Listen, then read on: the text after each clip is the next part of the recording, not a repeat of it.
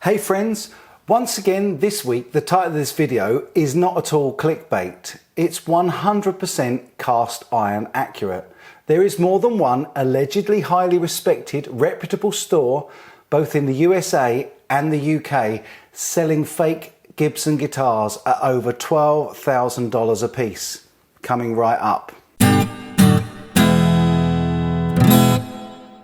So today I'm going to show you examples and include links to these stores and show you exactly what they're openly selling right now. Gibson branded counterfeit guitars that are not made anywhere near a Gibson workshop. The guitars that are the subject of today's video are what I call white collar fakes, and I get them thrown at me all the time on my channel by people justifying the Chinese Chibsons.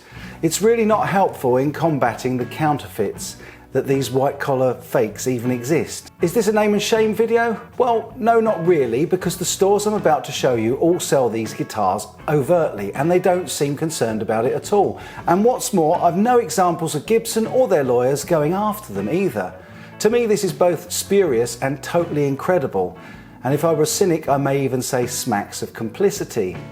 So why is this happening and what are white collar fakes? Before we begin, I must emphasise that while these guitars are not chased down by Gibson and are openly sold, by law they remain absolutely as illegal to sell as any Chibson guitar from China. So how are these sellers getting away with it? To answer that question, we have to go back to California in early 1987 and the recording of Guns N' Roses' Appetite for Destruction album, now a thing of folklore and legend. It's extensively known in the guitar community that Slash's Appetite guitar was not actually a Gibson, but a '59 replica built by master luthier Chris Derrick. It was given to Slash during the recording of the album because he was having trouble with his guitar and tuning stability and that kind of thing, so the band manager Alan Niven sourced Derrick's guitar for him to give some mojo to the sessions. The rest, as they say, is history. That guitar became iconic, like the album, and went on to spawn a new generation of interest in the Les Paul and Gibson guitars. It was no secret back then that Derrick was building incredible replicas. Some would still assert that they far outclassed the real deal.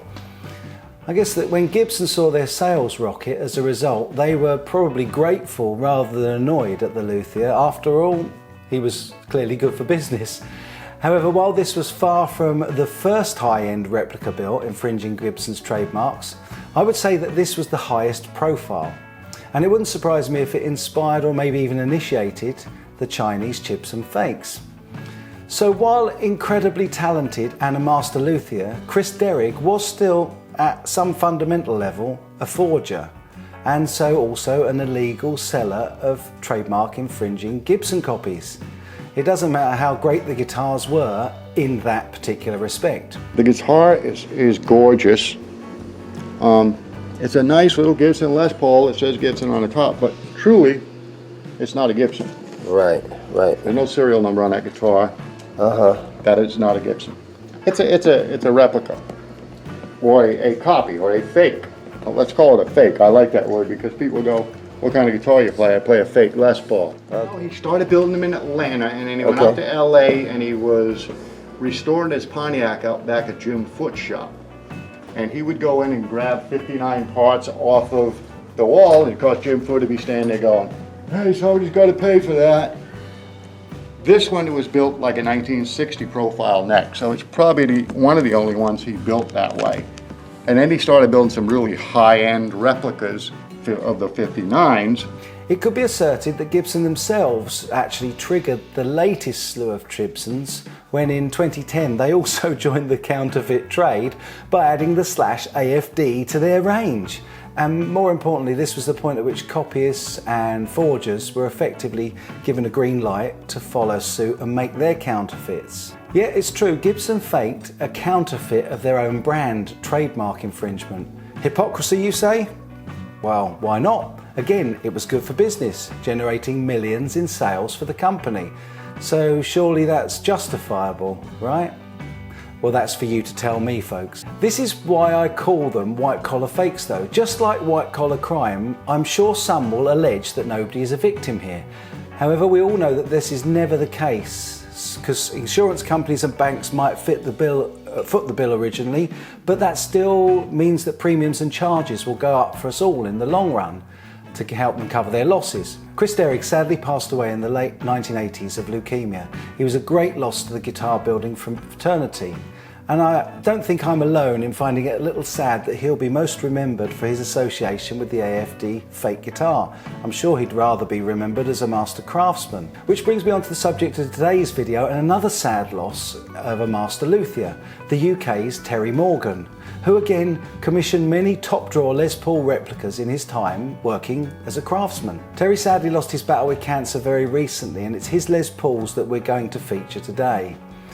Now, as ever, I don't draw any moral judgments on the subject matter of today, and I leave that instead to you in the comments section. I'm also not going to speak ill of the dead or their practices while with us, especially as Terry's guitars, while many were fakes, are all masterpieces in hand-built luthiery. That said, I do have two big questions for you guys today. Number one, why are white collar fakes any more acceptable than Chibsons? And number two, aren't the stores we're about to look at breaking the law just as much as rich tone music, the subject of my other recent expose video? Surely selling Terry's fakes is just as illegal, so why are these stores and sites getting away with it? While Terry was a UK builder, his guitars are widely in global demand, and so our first stop is to vintage and rare guitars with a lefty for sale in the USA. Link in the description down below. They are listing on behalf of Gary Dick of Gary's Classic Guitars LLC. Also, link in the description down below.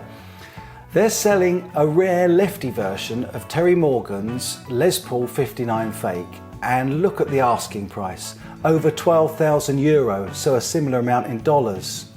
Clearly, from these screenshots, this guitar is almost indistinguishable from the real 59 it's a copy of.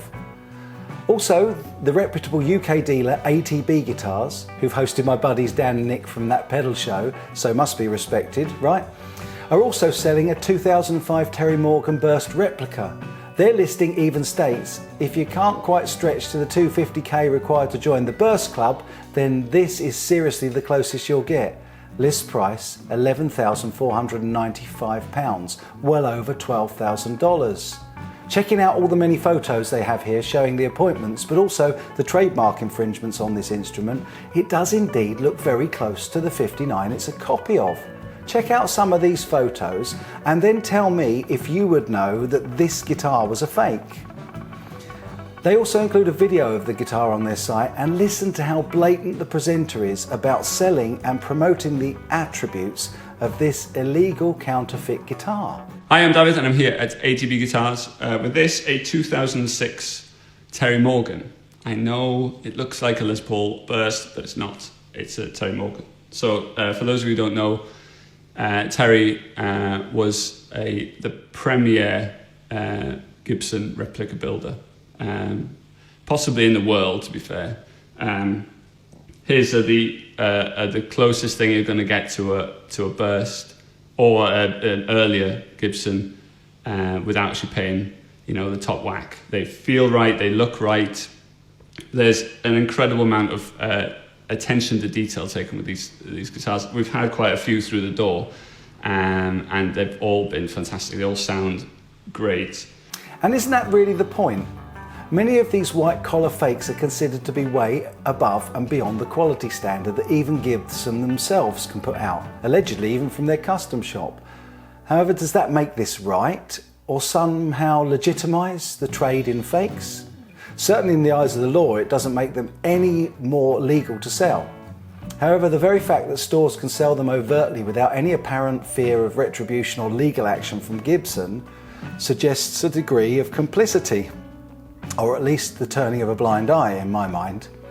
So it's no wonder that on so many of my Chibson videos, commenters use the reasoning that Slash's AFD was a fake Gibson and now Gibson make it themselves. Obviously I know this is purely an attempt to legitimise their Chibson purchase, but it really doesn't, does it? There is no denying that the late Chris Derrick and Terry Morgan were masters of their craft and built some incredible instruments. But does it help Gibson defend its trademarks, especially in places like China, when these guitars are openly and freely traded without any apparent action on the part of Gibson? Surely not. I guess that Gibson going after them would be a bit of a hypocrisy given their AFD range of guitars.